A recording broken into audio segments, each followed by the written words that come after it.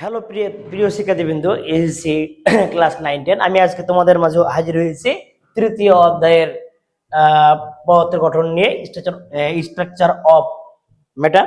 তো আমরা এখন দেখো, আমরা প্রথমে যে টপিকটাতে চলে আসবো সেটা হচ্ছে মৌলিক ও জৈবিক পদার্থ। আমরা কি চলে আসবো ভাইয়া? মৌলিক এবং জৈবিক পদার্থ নিয়ে। মৌলিক পদার্থ কাকে বলে, জৈবিক পদার্থ কাকে বলে? আচ্ছা, মৌলিক পদার্থ কাকে বলছে সেটা দেখো, যে পদার্থকে ভাঙলে ওই পদার্থ ছাড়া অন্য কোনো পদার্থ পাওয়া যায় না, শুধু ওই পদার্থটা পাওয়া যায়, শুধুমাত্র তাকে বলা হয় মৌলিক পদার্থ। যে পদার্থকে বিভাজন করলে ওই পদার্থ ছাড়া অন্য কোনো পদার্থ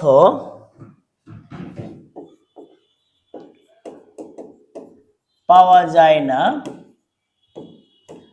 তাকে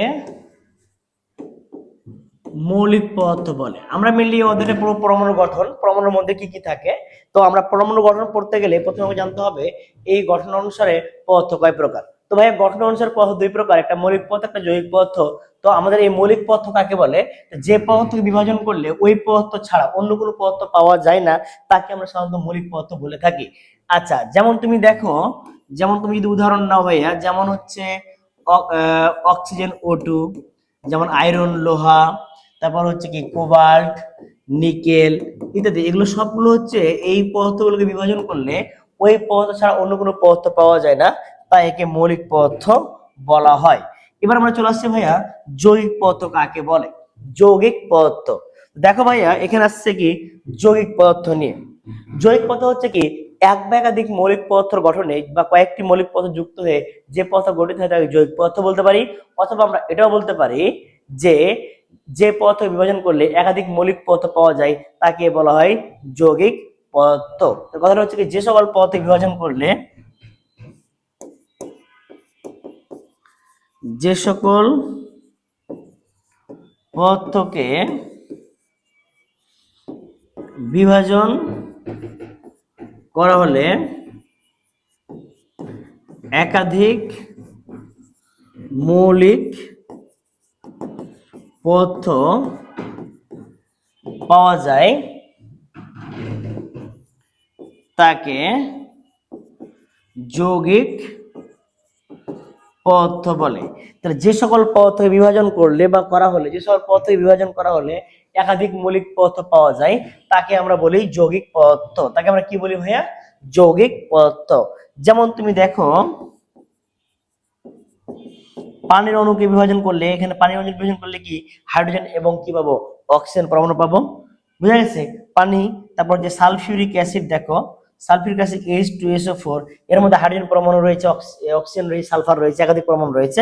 এটা হচ্ছে একটা কি পদার্থ? যৌগিক পদার্থ। এগুলো সবগুলো যৌগিক পদার্থ, কারণ এখানে একাধিক মৌলিক পদার্থ রয়েছে, পানির মধ্যে একাধিক মৌলিক পদার্থ রয়েছে, এর মধ্যে হাইড্রোজেন পরমাণু রয়েছে এবং এখানে দেখো অক্সিজেন পরমাণু রয়েছে, মৌলিক পদার্থ। কথা কি বুঝতে পেরেছো? তাহলে এ হচ্ছে এক বা একাধিক যৌগিক পদার্থের ক্ষেত্রে। আচ্ছা, এবার চলে আসো হচ্ছে কি যে পরবর্তী টার্মে চলে আসো পরমাণু এবং অণু। ঠিক, আমরা পরমাণু এবং অণু কাকে বলে এ বিষয়ে আমরা জানবো, পরমাণু এবং অণু সম্পর্কে জানবো আমরা। তো দেখো ভাইয়া, পরমাণু এবং অণু, পরমাণু কাকে বলে? কথা বুঝো যে পরমাণু কাকে বলে। পরমাণু হচ্ছে কি যে মৌলিক পদার্থের ক্ষুদ্রতম অংশ, মৌলিক পদার্থের ক্ষুদ্রতম অংশকে পরমাণু বলে। মৌলিক পদার্থের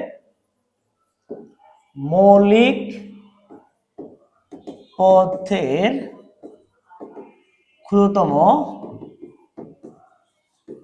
অংশকে পরমাণু বলে। একটা মৌলিক পদার্থকে ভাঙলে, বিভাজন করলে যে অংশ পাওয়া যায় তাকে বলা হয় তার পরমাণু। এখন এবার দেখো যে তাহলে পরমাণু কেমন, যে মৌলিক পদার্থ, ধরো একটা লোহাকে ভাঙলে তার যে ক্ষুদ্র অংশ পাওয়া যায়, যাকে বিভাজন করা যায় না, তাকে বলা হয় অ্যাটম বা অবিভাজ্য, যা পরমাণু। যে লোহার পরমাণুকে, লোহার একটা পদার্থকে ভাঙতে হলে ক্ষুদ্র একটা কণা পাওয়া যায়, যাকে আর ভাঙা যায় না, তাকে ওই লোহার পরমাণু বলা হয়। তাই মৌলিক পদার্থের ক্ষুদ্রতম অংশের নাম হচ্ছে পরমাণু, যাকে আর বিভাজন করা যায় না, এর নাম দেওয়া হচ্ছে অ্যাটম। যাকে আর বিভাজন করা যায় না, তাই অ্যাটম বলা হয়। যদিও পরবর্তীতে এটা আমরা মৌলিক অ্যাটম মানে পরমাণুকে বিভাজন করা যায়, এই বিষয়ে আলোচনা আমরা আসবে সামনে একটু পরে। তো আমাদের এই পর্যন্ত অ্যাটম মানে অবিভাজ্য এই বিষয়ে আলোচনা, ওখান থেকে পরমাণু ধারণা এসেছে অ্যাটম মানে অবিভাজ্য, আর এই অবিভাজ্য অংশকে পরমাণু হিসেবে কাউন্ট করা হয়েছিল। এখন দেখো যে আমাদের জৈবিক পদার্থ কাকে বলে। দেখো ভাইয়া এখানে অণু কাকে বলে, পরমাণু পেলাম, এবার আসবো আমরা অণু। যেমন উদাহরণ দেখতে পারো পরমাণু, যেমন আয়রন, অক্সিজেন, হাইড্রোজেন, হিলিয়াম, এগুলো হচ্ছে পরমাণুর অংশ, পরমাণুর প্রতীক, মৌলিক পদার্থের অংশ, এগুলো হচ্ছে। এবার অণু কাকে বলে, অণু হচ্ছে জৈবিক পদার্থের ক্ষুদ্রতম অংশ, কয়েকটি মৌলিক পদার্থ দিয়ে, তাহলে যে অংশ তাকে পরমাণু বলে, কয়েকটি পরমাণু দিয়ে গঠিত যে সকল যৌগ পাওয়া যায় তাকে অণু বলে। কয়েকটি পরমাণু পরস্পর যুক্ত হয়ে যে যৌগ গঠন করে,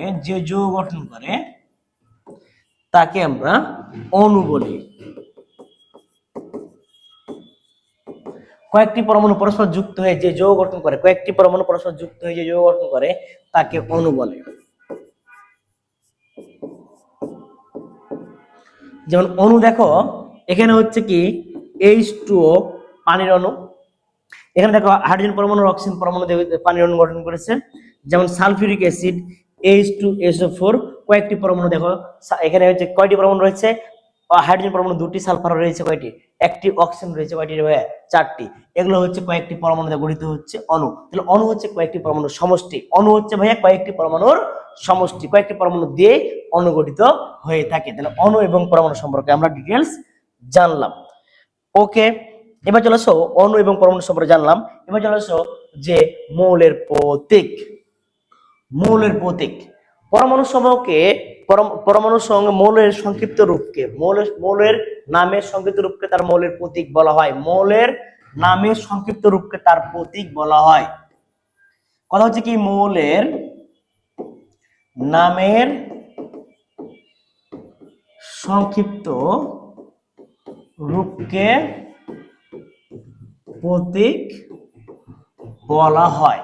সাধারণত মৌলের ইংরেজি নামের প্রথম অক্ষর এবং বা তার দ্বিতীয় অক্ষর নিয়ে হচ্ছে প্রতীক গঠিত সাধারণত, এবং ল্যাটিন নাম। মৌলের নামগুলো সাধারণত দুটো রূপ থেকে, ইংরেজি নাম থেকে এসেছে, ল্যাটিন নাম থেকে।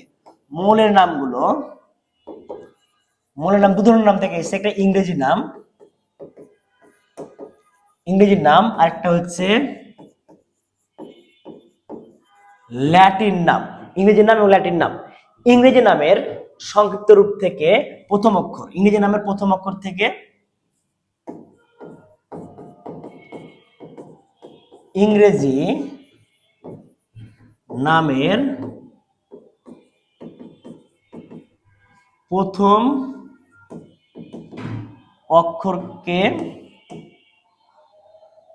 অক্ষর এবং প্রথমের সাথে দ্বিতীয় বর্ণ নিয়ে প্রতীক লেখা হয়। ল্যাটিন নামের প্রথম বর্ণ বা প্রথম বর্ণ এবং দ্বিতীয় বর্ণ নিয়ে ল্যাটিন নামের সংক্ষিপ্ত রূপ করা হয়। মৌলের ল্যাটিন নামের আদ্য অক্ষর প্রথম বর্ণ ও সাথে দ্বিতীয় বর্ণ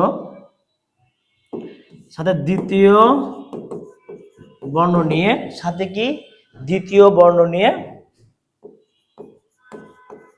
প্রতীক লেখা হয়। আচ্ছা, যেমন তুমি দেখো যে হাইড্রোজেন, ইংরেজি নাম যে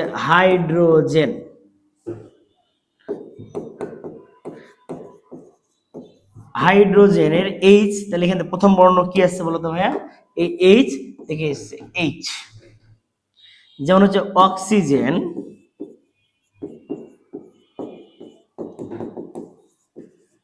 অক্সিজেনের ও, এগুলো হচ্ছে ইংরেজি নাম থেকে এসছে। হ্যাঁ, হিলিয়াম, লিথিয়াম, যেমন হচ্ছে লিথিয়াম, দেখো যে লিথিয়াম,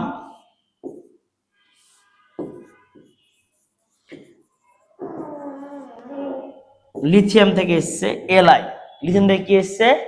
এলআই। তো এই এই প্রত্যেকটা এই দেখো প্রথম বর্ণ, প্রথম বর্ণটা এসছে কি বড় হাতে, তারপর ওটা ছোট হাতের এসছে লিথিয়াম এলআই। এগুলো হচ্ছে আমাদের প্রতীকের নাম, ল্যাটিন নাম থেকে, যেগুলো খুব ইম্পর্টেন্ট তোমাদের জন্য। ল্যাটিন ল্যাটিন নামের প্রতীক, ল্যাটিন নামের প্রতীক সমূহ কোনগুলো? ল্যাটিন নামের প্রতীক যেটা আসছে সেটা হচ্ছে কি, তোমাদের পরীক্ষায় আসবে ফেরাম,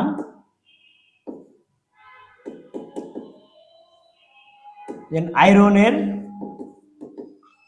আয়রন থেকে এসছে কি, আয়রনের হচ্ছে ফেরাম।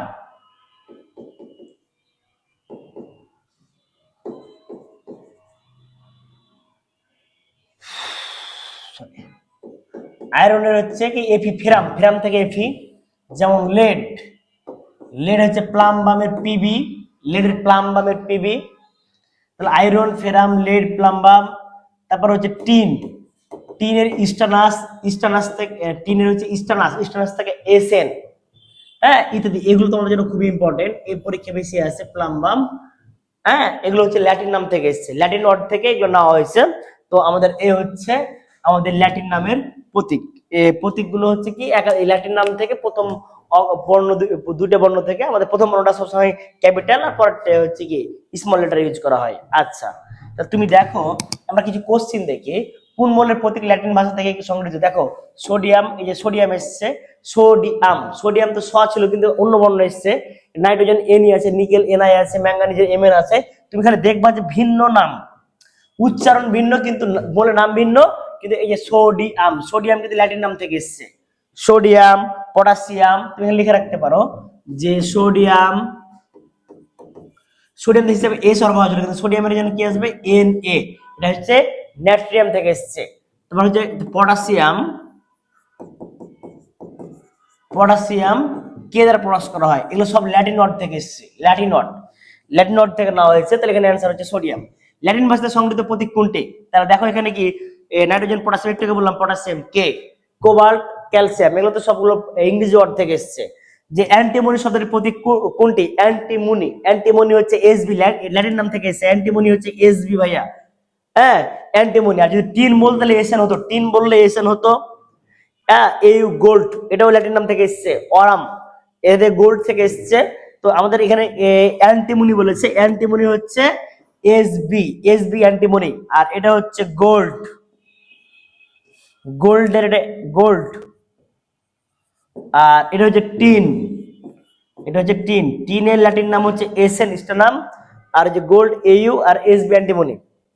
আশা করি তোমরা বুঝতে পেরেছো। ওকে, এরপরে দেখো ভাইয়া নিচের কোনটি অ্যান্টিমনি ল্যাটিন নাম? এই যে অ্যান্টিমনি ইস্টা নাম, অ্যান্টিমনি কি দেখো এস বি, এই দেখো এই এখানে কি বললাম এস বি, এস বি। তাহলে এস বি, এস বি দেখা যাচ্ছে, এটা হচ্ছে ইস্টা নাম, এটা হচ্ছে ওয়ালফ্রম, এটা হচ্ছে অরাম, এটা হচ্ছে স্টিবিয়াম, তাহলে এটা হবে স্টিবিয়াম, এটা হচ্ছে স্টিবিয়াম, স্টিবিয়াম। দেখো কত কোশ্চেন এসেছে, রাজশাহী বোর্ড 23 এসেছে, দিনাজপুর বোর্ড 23, মার্চ বোর্ড 24। তাহলে অ্যান্টিমনির ল্যাটিন নাম হচ্ছে স্টিবিয়াম, অ্যান্টিমনির ল্যাটিন নাম হচ্ছে ভাইয়া স্টিবিয়াম। স্টিবিয়াম থেকে এসবি এসছে, এটা প্রকাশ করা হয় কি দিয়ে? এসবি দিয়ে, এসবি, স্টিবিয়াম এসবি দিয়ে প্রকাশ করা হয় ভাইয়া। আশা করি তোমরা বিষয়টা বুঝতে পেরেছো। এটা যে এসবি।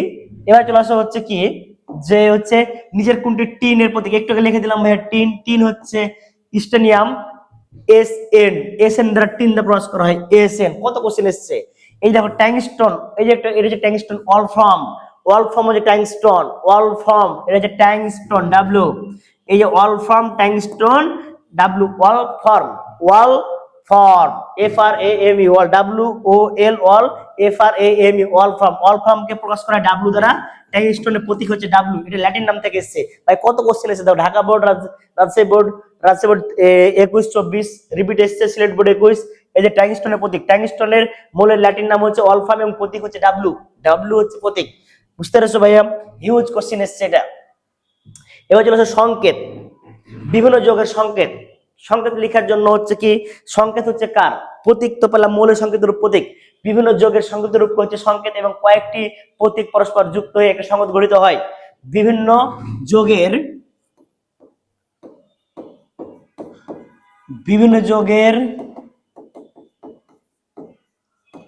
সংক্ষিপ্ত রূপকে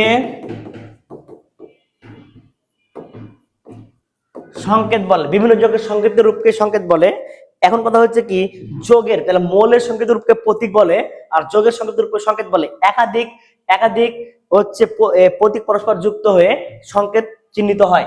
তাহলে কয়েকটি মৌলের প্রতীক যুক্ত হয়ে সংকেত দ্বারা প্রকাশ করা হয়।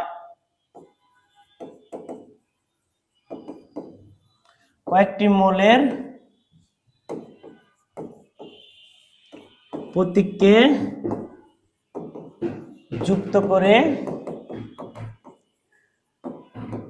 সংকেত রূপে প্রকাশ করা হয়, সংকেত রূপে প্রকাশ করা হয়। এক্ষেত্রে তোমাকে সর্বপ্রথম যে কাজটা করতে হবে, দেখো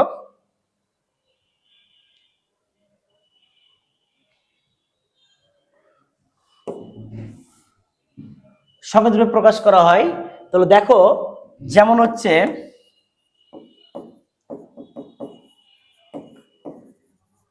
সালফিউরিক অ্যাসিড, সালফিউরিক অ্যাসিড সংকেত হচ্ছে, দেখো এখানে এইচ, হাইড্রোজেনের প্রতীক লাগে 2টা, এস লাগে 1টা, ও লাগে 4টা। সালফিউরিক অ্যাসিড, যেমন ম্যাঙ্গানিজ সালফেট, ম্যাগনেসিয়াম সালফেট, ধরো ম্যাগনেসিয়াম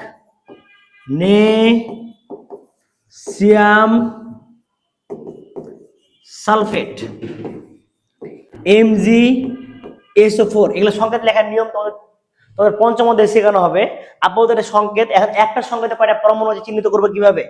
দেখো, যে বিভিন্ন সংকেতে পরমাণু সংখ্যা নির্ণয়, বিভিন্ন সংকেতে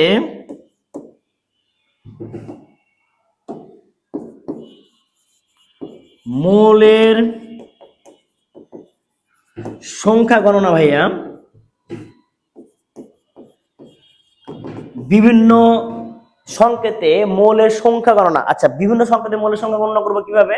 মৌলের প্রতীকের সংখ্যা হলো মৌলের সংখ্যা গণনা। ধরো তোমাকে দেওয়া হলো সালফিউরিক অ্যাসিডে কয়টি মৌল রয়েছে। সালফিউরিক অ্যাসিডে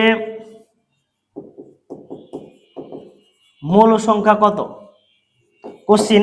তো সালফিউরিক অ্যাসিড দেখো এখানে এইচ কয়টা আছে বলো তো? এইচ হচ্ছে 2টা, সালফার হচ্ছে ভাইয়া 1টা, অক্সিজেন আছে 4টা, যোগ করলে কত হয় দেখো তো? 6 আর 1 7টি। কথা কি বুঝতে পেরেছো? যেমন তুমি যদি বলো ম্যাঙ্গানিজ সালফেট, এখানে তো ম্যাঙ্গানিজ আছে কয়টা ভাইয়া বলো তো? 1টা। এখানে সালফার রয়েছে 1টা, তাহলে 2, অক্সিজেন রয়েছে 4টা, তাহলে টোটাল হচ্ছে কয়টি ভাইয়া আছে? 6টি। এভাবে একটা সংকেত লেখা থাকবে, ওই সংকেতের আমাদের মৌল সংখ্যা বের করতে হবে। দেখো আমরা সামনে আগাই তাহলে বুঝতে পারবো। এ দেখো যে ফসফোনিয়াম সঠিক সংকেত কোনটি? ফসফোনিয়াম। তো ফসফোনিয়াম কি বলতো? PH4 কে বলা হয় ফসফোনিয়াম। এবং ফসফেট কি রে ভাইয়া? PO4। এখন এর সংকেত, তো PO4 তোমরা একটা জিনিস বোঝার ট্রাই করো, এই যোজনী সংকেত লেখার সময় যোজনী বিনিময় করে বসে। তোমরা যেহেতু যারা হচ্ছে একবারে 9 তারা বুঝতে পারো, যারা 10-এ যারা এইচএসসি যারা অলরেডি জানো যে এখানে এর যোজনী 3, ফসফেটের যোজনী 3, কারণ ফসফেটের যৌগমূলক PO4 3- একটা যৌগমূলকে যেটা আধান হিসাবে থাকে সেটা তার কি হিসাবে কাজ করে?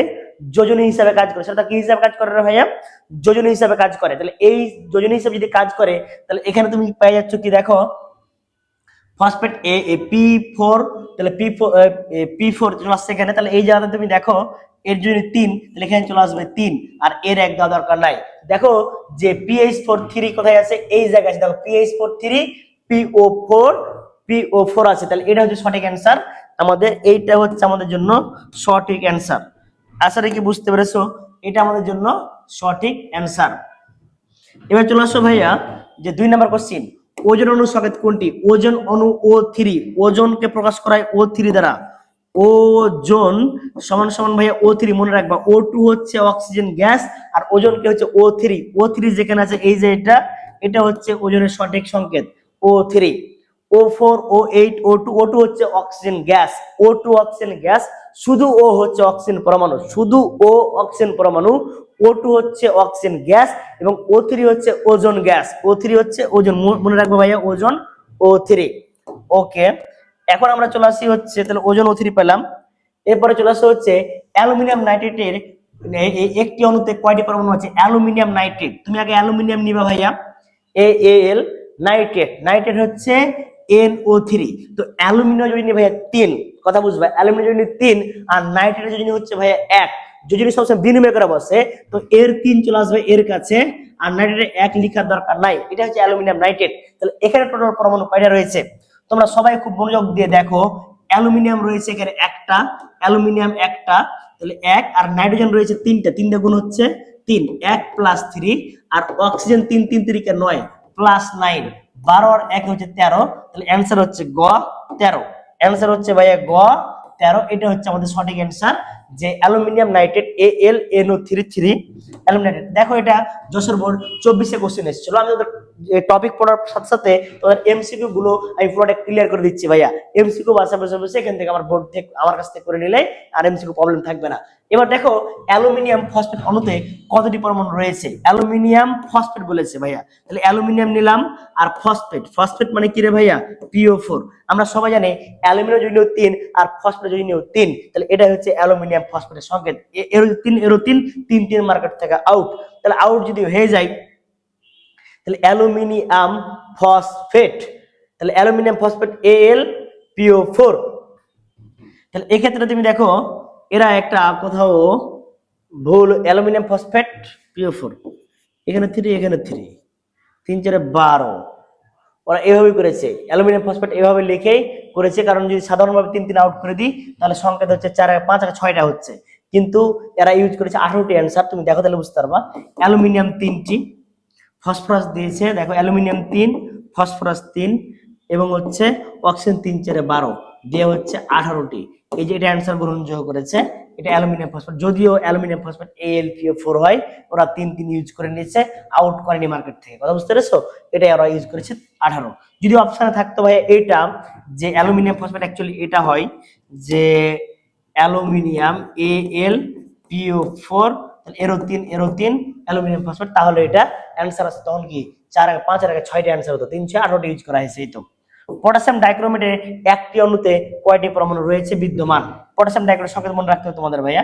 পটাশিয়াম ডাইক্রোমেট দেখো, পটাশিয়াম ডাইক্রোমেট হচ্ছে K2Cr2, K2 দেখো K2Cr2O7, এটা হলো পটাশিয়াম ডাইক্রোমেট।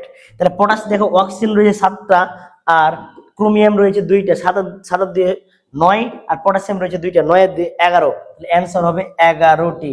এটা হচ্ছে পটাশিয়াম ডাইক্রোমেটের সংকেত, সংকেত থেকে আমরা কিন্তু পরমাণু সংখ্যা পেয়ে যাচ্ছি। এখানে পটাশিয়াম রয়েছে 2, ক্রোমিয়াম 2 আর অক্সিজেন রয়েছে 7টা। আশা রাখি তোমরা বুঝতে পেরেছো। এবার চলে আসো ভাইয়া পরমাণুর গঠন, এবার আমরা চলে আসবো ভাইয়া পরমাণুর গঠন টপিকে। আচ্ছা ওকে ফাইন, পরমাণুর গঠন টপিকে আমরা একটা পদার্থ নিব, একটা পদার্থ যদি নিই, সাপোজ ধর একটা পদার্থ নিলাম, ধরো একটা পদার্থ নিলাম, এই পদার্থ গঠন অনুসারে কয় প্রকার? এই পদার্থটা গঠন অনুসারে কয় প্রকার? তো গঠন অনুসারে পদার্থ 2 প্রকার, একটা হচ্ছে ভাইয়া মৌলিক পদার্থ আর আরেকটা হচ্ছে যৌগিক পদার্থ, একটু আগে আমরা পড়লাম। গঠন অনুসারে পদার্থ 2 প্রকার, একটা মৌলিক পদার্থ, মৌলিক পদার্থ আর আরেকটা ভাইয়া হচ্ছে যৌগিক পদার্থ। মৌলিক পদার্থ একটা হচ্ছে কি ভাইয়া? যৌগিক পদার্থ। মৌলিক পদার্থ একটা যৌগিক পদার্থ। আচ্ছা মৌলিক পদার্থ কাকে বলে একটু আগে পড়লাম আমরা, যে পদার্থকে বিভাজন করলে ওই পদার্থ ছাড়া অন্য কোনো পদার্থ পাওয়া যায় না তাকে আমরা কি বলি? মৌলিক পদার্থ। এবং যৌগিক পদার্থ কাকে বলে? যে পদার্থ বিভাজন করলে একাধিক মৌলিক পদার্থ পাওয়া যায়, একাধিক মৌলিক পদার্থ পাওয়া যায় তাকে আমরা সাধারণত কি বলে থাকি? যৌগিক পদার্থ বলে থাকি। তাহলে একটা মৌলিক পদার্থকে বিভাজন করলে ওই পদার্থ ছাড়া অন্য কোনো পদার্থ পাওয়া যায় না। একটা মৌলিক পদার্থ ভাঙলে প্রথমে একটা কণা পাওয়া যায়, প্রথমে একটা কি পাওয়া যায়? কণা, শুধু একটা কণা পাওয়া যায়। ওই কণাকে বিভাজন করলে, একটা মৌলিক পদার্থ ভাঙলে প্রথমে কণা পাওয়া যায়, ওই কণাকে যদি বিভাজন করা যায় তাহলে মৌলিক পদার্থের প্রথম অংশের নাম পাওয়া যাবে পরমাণু। কি পাওয়া যাবে রে ভাইয়া? পরমাণু। মৌলিক পদার্থে ভাঙলে কণা, কণাকে ভাঙলে পাওয়া যায় পরমাণু। এবার চলে আসা হচ্ছে কি একটা যৌগিক পদার্থ। একটা যৌগিক পদার্থ যদি বিভাজন করা যায়, একটা যৌগিক পদার্থ যদি বিভাজন করা যায়, প্রথমত তুমি সর্বপ্রথম একটা কণা পাবা, একটা কণা পাবা। ওই কণাকে বিভাজন করলে কি পাওয়া যাবে? অণু পাওয়া যাবে। ওই অণুকে বিভাজন করলে কি পাওয়া যাবে বলতো? পরমাণু পাওয়া যাবে। তাহলে দেখো এক্ষেত্রে পরমাণু পাওয়া যাবে। এই হচ্ছে দেখো পরমাণু। দিন শেষে একটা পদার্থ হোক সেটা মৌলিক আর হোক সেটা যৌগিক, হোক সেটা মৌলিক আর হোক সেটা কি যৌগিক, যে কোনো পদার্থ বিভাজন করলে তার ক্ষুদ্রতম অংশ কি পাওয়া যাবে? পরমাণু পাওয়া যাবে। এটা বলেছে বিজ্ঞানী ডেমোক্রিটাস। এই পর্যন্ত আলোচনা করেছে বিজ্ঞানী কি বলতো? ডেমোক্রিটাস। বিজ্ঞানী ডেমোক্রিটাস এর কথা বলেছে। বিজ্ঞানী ডেমোক্রিটাসের কথা বলেছে। বিজ্ঞানী কে বলেছে ভাইয়া? ডেমোক্রিটাস। এবার পরবর্তীতে আমরা জানি এই পরমাণু বিভাজ্য। পরমাণু কি বলতো? বিভাজ্য। পরমাণুকে ভাঙা যায়। একটা পরমাণুকে ভাঙলে কি পাওয়া যায়? মৌলিক কণিকা পাওয়া যায়। মৌলিক কণিকা। একটা পরমাণুকে বিভাজন করলে কি পাওয়া যায় রে ভাইয়া? মৌলিক কণিকা। ওকে, তো মৌলিক কণিকা পাওয়া যায়। এই মৌলিক কণিকা আবার কয় প্রকার দেখো? মৌলিক কণিকা হচ্ছে দুই প্রকার, তিন প্রকার। মৌলিক কণিকা কয় প্রকার? তিন প্রকার। কি কি দেখো? স্থায়ী মূল কণিকা, স্থায়ী মূল কণিকা, অস্থায়ী মূল কণিকা, আর একটা হচ্ছে কম্পোজিট মূল কণিকা। স্থায়ী মূল কণিকা, অস্থায়ী মূল কণিকা, কম্পোজিট মূল কণিকা। আচ্ছা, স্থায়ী মূল কণিকা কাকে বলে? যে সকল মূল কণিকা বিভাজন করলে, যে সকল মূল কণিকাকে বিভাজন করলে ও এই দেখো যা সব সময় একটা পরমাণুকে বিভাজন করলে যে সকল মূল কণিকা পরমাণুর ভেতর সব সময় থাকে, যে সকল মূল কণিকা পরমাণু সব সময় থাকে তাকে আমরা বলি স্থায়ী মূল কণিকা। যা সব সময় থাকে, এক কথায় যা সব সময় থাকে। আর অস্থায়ী মূল কণিকা যা সব সময় থাকে না। এখানে হচ্ছে যা সব সময় থাকে না, যা সব সময় থাকে আর যা সব সময় থাকে না এর বিষয়ে। তো এটা ফিক্সড ভাইয়া তিনটি, এটা ফিক্সড তিনটি। কি কি দেখো? তিনটি। এক হচ্ছে ইলেকট্রন ইদে প্রকাশ করা হয়, দুই হচ্ছে প্রোটন পিতে প্রকাশ করা হয়, তিন হচ্ছে নিউট্রন এন দ্বারা প্রকাশ করা হয়। Electron proton neutron, electron proton neutron, electron proton neutron. আচ্ছা, অস্থায়ী মূল কণিকা দেখো ভাইয়া, অস্থায়ী মূল কণিকা প্রায় 100টির মতো। এটা প্রায় হচ্ছে ভাইয়া দেখো, এটা প্রায় হচ্ছে 100টির মতো। এটা প্রায় 100টির মতো। অস্থায়ী মূল কণিকা এটি প্রায় হচ্ছে 100টির মতো। স্থায়ী মূল কণিকা যা সব সময় থাকে এটি হচ্ছে তিনটি, ফিক্স তিনটি। কি কি? Electron proton neutron. অস্থায়ী মূল কণিকা এটি প্রায় 100টির মতো। প্রায় কতটির মতো? এটা প্রায় হচ্ছে 100টির মতো। প্রায় 100টির মতো। এটা কমপ্লিট মূল কণিকা। তাহলে অস্থায়ী মূল কণিকা তো 100টির মতো কি কি আমরা কিন্তু 100টি তো পড়তে পারবো না, প্রধান কয়েকটি মূল কণিকা পড়বো। অস্থায়ী মূল কণিকা,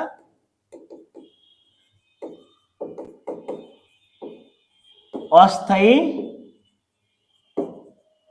মূল কণিকা। অস্থায়ী মূল কণিকা কি কি? এক,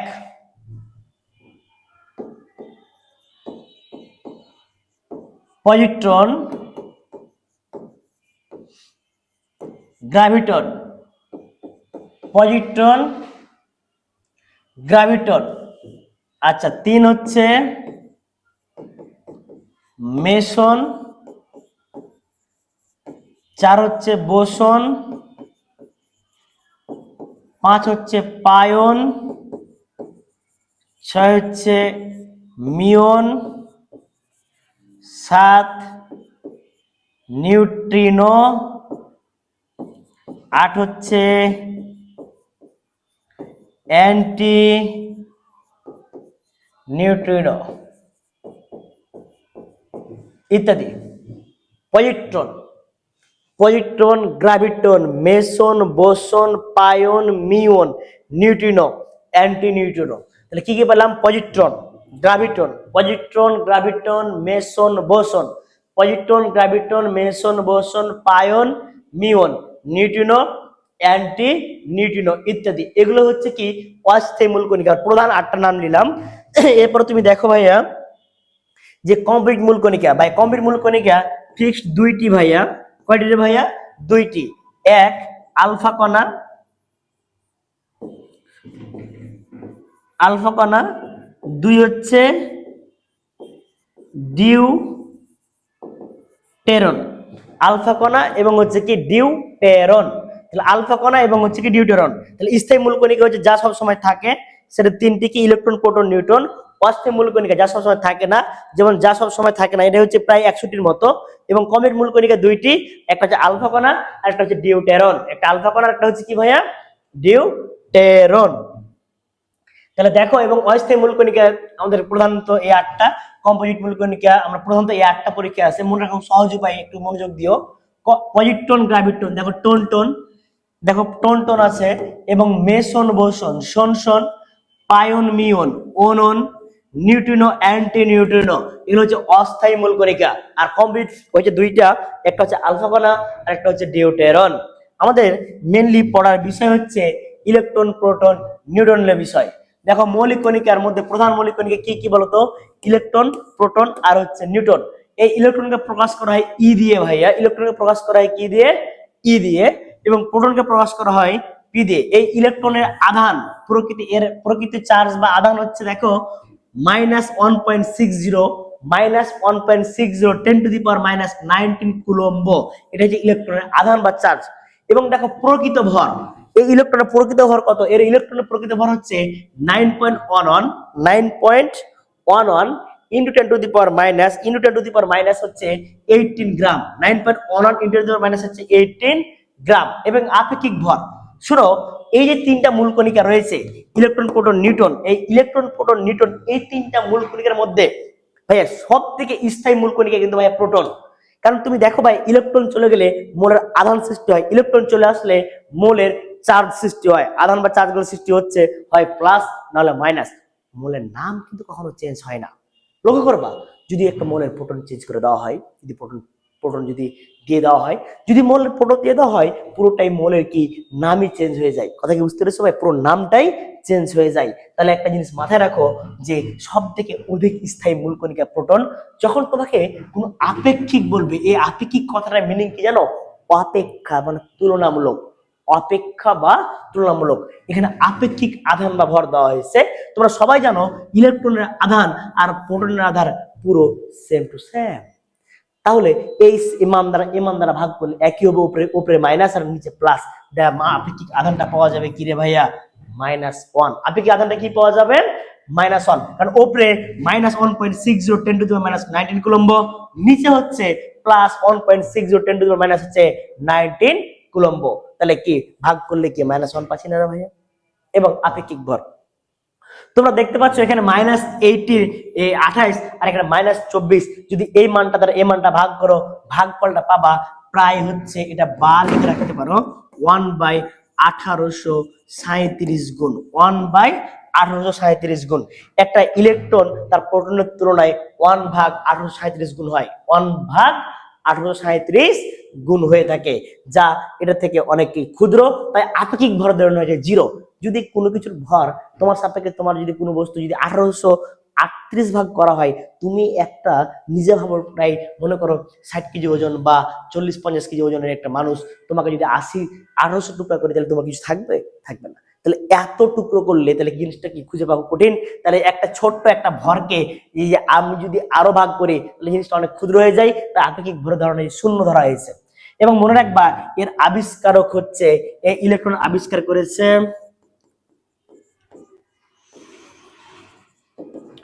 আবিষ্কারক হচ্ছে জে জে থমসন। এটা হচ্ছে জে জে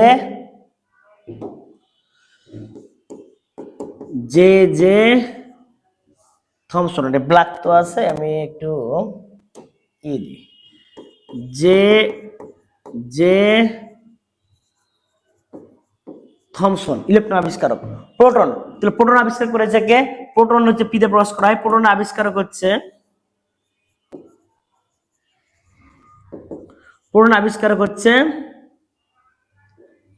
রাদারফোর্ড। প্রোটন আবিষ্কার হচ্ছে রাদারফোর্ড। এবং দেখো প্রোটন আর ইলেকট্রন চার্জ সেম, শুধু মাইনাস আধানের যাতে প্লাস আসবে। এবং এর প্রকৃত ভর দেখো 1.673 1.673 10 টু দি পাওয়ার মাইনাস হচ্ছে 24 গ্রাম। এবং আপেক্ষিক আধান কত? দেখো ভাইয়া, প্রোটনের আধানকে যদি তার আধান দ্বারা ভাগ করা হয়, সেম টু সেম তার আধান দ্বারা ভাগ করা হয়, তাহলে প্লাস আধান পজিটিভ পাওয়া যাবে, প্লাস প্লাস হচ্ছে 1। এবং আপেক্ষিক ভর, তো প্রোটনের ভর দ্বারা নিজের ভরকে ভাগ করলে আপেক্ষিক ভর কত হয় রে ভাইয়া? 1। আমরা আগে বলেছি এখানে আপেক্ষিক কথাটা মিনিং হচ্ছে অপেক্ষাকৃত। কার অপেক্ষাকৃত? প্রোটনের অপেক্ষাকৃত। কথা বোঝা গেছে? এবার চলে আসো নিউট্রন। নিউটনকে প্রকাশ করা হয় এন দ্বারা। এই নিউটনের আবিষ্কারক হচ্ছে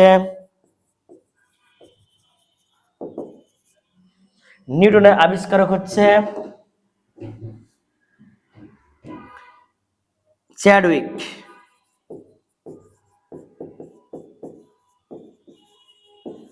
বিজ্ঞানী হচ্ছে চ্যাডউইক। এবং এর প্রকৃত আধান বা চার্জ হচ্ছে জিরো। এর প্রকৃত আধান বা চার্জ হচ্ছে কি বলতো? জিরো। এর প্রকৃত আধান বা চার্জ হচ্ছে জিরো। এবং এর হচ্ছে প্রকৃত ভর, দেখো এর ভর প্রায় প্রোটনের ভরের সমান। এটা যে 1.673 ছিল, এটা 1.67 কি হবে বলতো? 1.675। 1.675 ইন্টু 10 টু দি পাওয়ার হচ্ছে কি 24 গ্রাম। 10 টু দি পাওয়ার মাইনাস 24 গ্রাম এর প্রকৃত ভর। এবং আপেক্ষিক আধান, দেখো আমরা জানি নিউটন চার্জ নিরপেক্ষ, এর আধান হয় জিরো। এর আপেক্ষিক ভর যেহেতু, কারণ এই যদি আধান যদি করি আপেক্ষিক আধান, এর আধান তো জিরো পাই, চার্জ নিরপেক্ষ। এর আধান যদি জিরো হয়, আপেক্ষিক মানে কি? জিরো ভাগ এটা, তাই জিরোকে যে কোনো করে ভাগ করলে জিরোই পাওয়া যায়, এটা জিরোই পাচ্ছি। আর এখানে হচ্ছে থাকবে কি 1। তাহলে এটা কি 1.675 10 টু দি পাওয়ার মাইনাস 24 গ্রাম ভাগে এই মানটা ভাগ করলে কত পাবো? এখানে 1 পাবো। আমরা কত পাবো রে ভাইয়া? 1 পাবো। আসলে এই কথাটা বুঝতে পেরেছো? এটা হচ্ছে আপেক্ষিক ভর। কথা কি ক্লিয়ার? তাহলে এই হচ্ছে, এখন আমরা এখানে দেখি কোশ্চেন দেখবো যে কোন মৌলের প্রোটন সংখ্যা কত। আচ্ছা, কোন মৌলের ইলেকট্রন প্রোটন নিউট্রন সংখ্যা সমান? এখানে দেখো সোডিয়ামের ভর তোমরা জানো যে এটা হচ্ছে 11 আর 23, এটা সমান নাই। পটাশিয়ামের ক্ষেত্রে দেখো 19 আর 29, এটা সমান নাই। ক্যালসিয়াম 20 40, দেখো এর প্রোটন হচ্ছে 20, এর প্রোটন হচ্ছে 20, এর ইলেকট্রন হচ্ছে, কোন মৌলের ইলেকট্রন প্রোটন সংখ্যা সমান, তাহলে প্রোটন হচ্ছে 20, ইলেকট্রন হচ্ছে 20 আর নিউট্রন হচ্ছে 20। কথা বুঝতে পেরেছো? কোন মোলের নিউটন প্রোটন সমান সবই সমান আছে, সেটা হচ্ছে অক্সিজেনের সমান আছে। এখানে অক্সিজেনের সমান আছে। ইলেকট্রনের প্রকৃত আধান কোনটি? ইলেকট্রনের প্রকৃত আধান দেখো এই যে -1.6 10 to the power -1.6 10 to the power -19 coulomb. এবং তুমি দেখো নিউটনের প্রকৃত ভর কত? নিউটনের প্রকৃত ভর হচ্ছে প্রায় প্রোটনের ভরের সমান 1.675 ছিল। 1.675, এই যে দেখো 1.675 10 টু দি পাওয়ার -24 গ্রাম। একটি ইলেকট্রন প্রকৃত ভর কত? একটি ইলেকট্রনের প্রকৃত ভর হচ্ছে 9.11 10 টু দি পাওয়ার -28 গ্রাম। যে গ্রামে আসলে এটা আসবে ভাইয়া, গ্রাম। একটি ইলেকট্রনের জন্য প্রকৃত ভর এত গ্রাম, ঠিক আছে? এটা গ্রাম, এটা কি আছে 24, তাহলে এটা ভুল আছে। এবং হচ্ছে কি দেখো প্রকৃত আধান, এটা ঠিক আছে। প্রকৃত আধান 19, এটা ভুল করা আছে এখানে। 19 এটা যে কুলম্ব, এই অংশটা বাদ যাবে।